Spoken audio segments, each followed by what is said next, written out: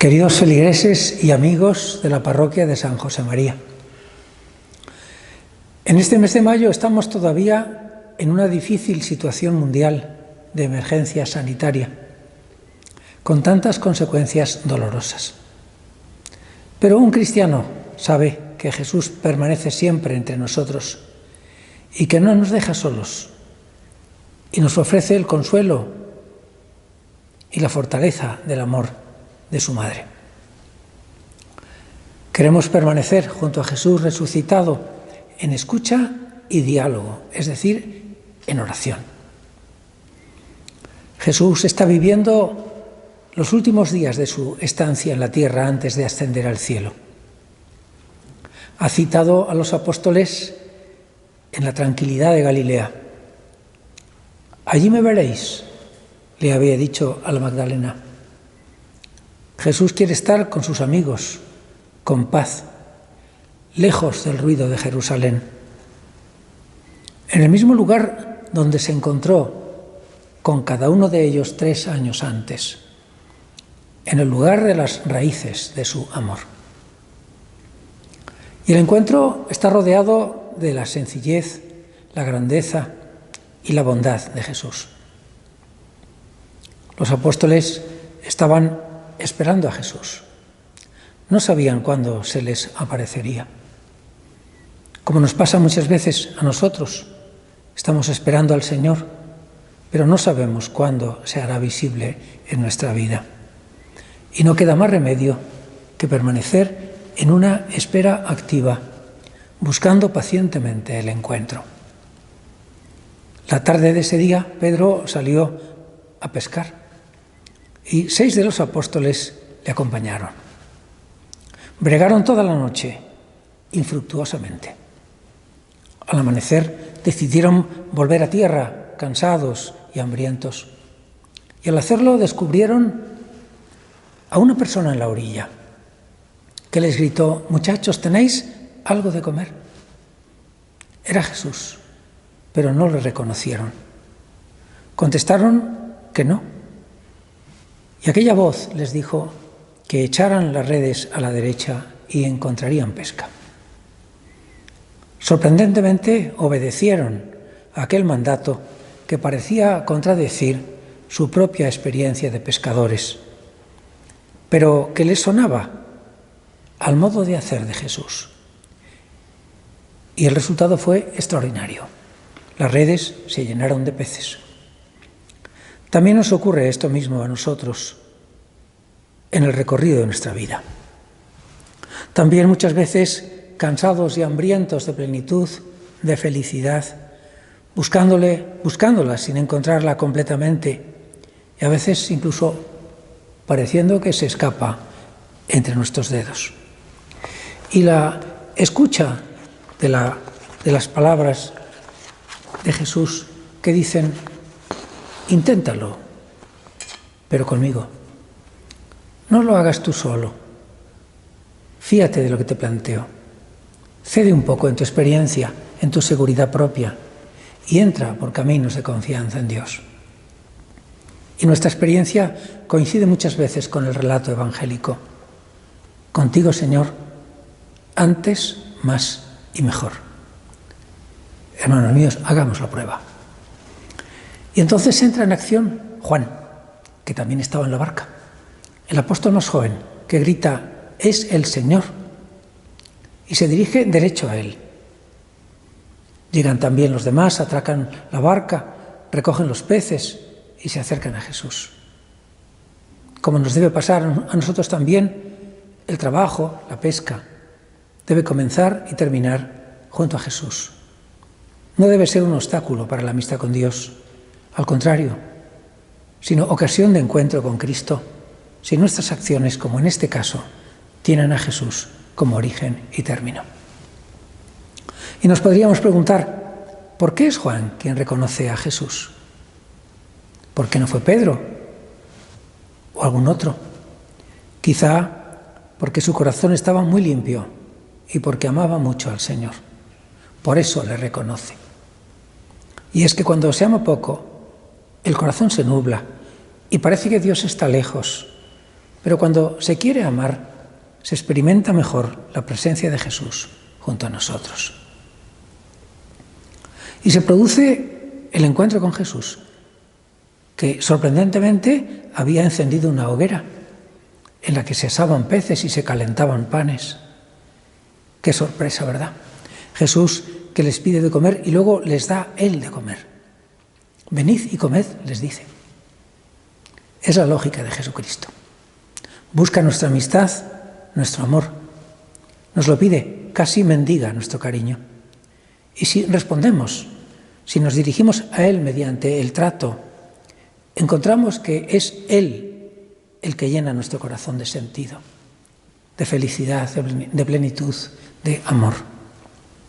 Parece, lo es, un preludio de la Eucaristía. Allí, en la Eucaristía, en un encuentro lleno de fe, nuestro corazón se sacia, se hace grande y bueno. Y Jesús quiere hablar ahora con cada uno de sus amigos, en conversación personal, junto al mar de Galilea. Quiere el Señor restañar las heridas que han dejado en sus corazones las negaciones y el abandono y la soledad en que le dejaron en el huerto de los olivos y en el Calvario. Necesita Jesús que sus amigos se sientan perdonados, amados, que no miren atrás a sus errores pasados, que tengan un dolor de corazón bueno, agradecido y abandonado, y no un remordimiento malo que quite la esperanza. Jesús necesitaba a sus amigos con una interioridad alegre, animosa y confiada. Tenían mucho trabajo por delante para cambiar los corazones de los hombres y construir una humanidad nueva. Y Jesús hizo esto con todos, con los 7 que estaban allí, al menos. Pero particularmente lo hizo con Pedro, el que había traicionado a Jesús de modo más grave y flagrante. Y Jesús curó su corazón con aquellas 3 preguntas: ¿me amas? Y con aquellas preciosas respuestas de Pedro: Señor, tú lo sabes todo, tú sabes que te quiero. Y le dijo que se apoyaba en Él, en su fidelidad futura, en la vida de entrega que le esperaba. A Pedro le quedó claro, como a nosotros, que los errores pasados no empañan nuestra amistad y el servicio a Dios y a los hombres, si estamos sincera y llenos de paz, arrepentidos. Y quería decir a cada uno, Jesús quería decir a cada uno, lo mismo que un día dijo a los 12, yo soy el camino, la verdad y la vida. Jesús estaría paseando junto a ellos, como vemos por el Evangelio que lo hizo con Pedro, y les diría que la vida que les esperaba, la vida futura de aquellos 7 apóstoles, era una vida superpuesta a la suya, que Jesús se convertía en el modelo de vida, camino, en el sentido de su existencia. Se convertiría en la verdad y en la felicidad, plenitud de su existencia futura. Hermanos, si nos lo dice a cada uno de nosotros, a solas, no vivas de cualquier manera, no vivas al margen de mi vida. Eres cristiano, otro Cristo, diría San Pablo años después. No busques tu verdad, tu propio criterio. No busques fundamentalmente la seguridad en tu propio valer o experiencia.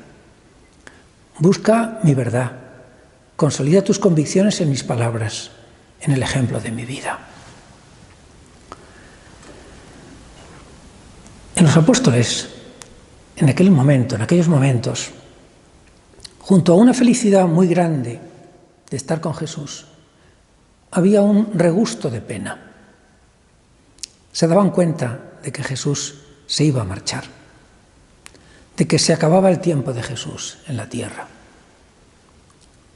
Ya se lo había dicho unas semanas antes: me voy a prepararos un lugar. Pero no os dejaré huérfanos, volveré a vosotros, les había dicho Jesús. Y también les dijo que cuando se fuese, el mundo ya no me verá, pero que aquellos, y nosotros, como los discípulos de Jesús, en el momento actual, que eso somos, pero aquellos, los amigos de Jesús, me veréis y viviréis porque yo sigo viviendo. Son palabras claras de Jesús, al tiempo que rodeadas de misterio. Me veréis, dice, porque sigo vivo, pero me veréis de otra forma, no con la forma corporal, sino con el espíritu, no con los ojos de la carne, sino con los ojos del alma y del corazón. Es como si nos dijera: me veréis porque tenéis fe en mí, me veréis porque me amáis. Hermanos míos, somos muchas veces testigos de un mundo que no ve a Jesucristo, que permanece escéptico ante su existencia invisible o que la niega frontalmente. Y en buena parte es porque no se acepta el reinado espiritual de Cristo, porque no se le acoge en la inteligencia, en el corazón y en las obras. Que no sea así con nosotros, que se cumplan en nuestras vidas esas palabras de Jesús que la palabra de Dios nos tiene reservadas para este domingo sexto de Pascua. Dicen así: el que acepta mis mandamientos y los guarda, ese me ama, y el que me ama será amado de mi Padre, y yo también le amaré y me manifestaré a él. El próximo domingo, 24 de mayo, celebraremos la ascensión del Señor al cielo. Pidamos a Jesús que permanezca con nosotros de un modo especial en estos tiempos de prueba, que nos ayude a reflexionar sobre el sentido de la vida y despierte en la sociedad, al menos en muchos, un deseo mayor de Dios. Hermanos míos, parece que se dilata el tiempo en el que tendremos dificultades para acudir a la Eucaristía o confesarnos con el sacerdote. Ojalá que esta espera nos ayude a valorar y desear más los sacramentos y acrecentar los deseos de ayudar a nuestro prójimo generosamente, a tejer esos vínculos de familiaridad concreta. Son palabras del Santo Padre Francisco.